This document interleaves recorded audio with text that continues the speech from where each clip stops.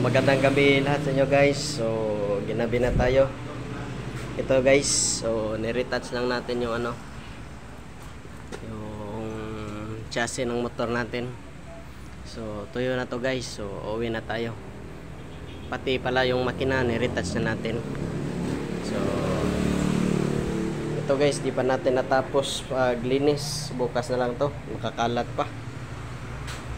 Yan yung mga gamit natin. Tsaka pala guys, yung tambutso at saka manabela.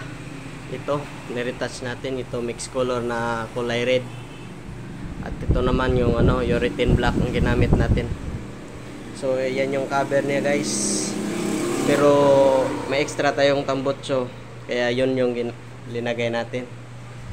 Pero yung manabela, hiniram lang muna natin yung manibela na ang extra na motor natin. So ito guys, may pa dito, may asimot pang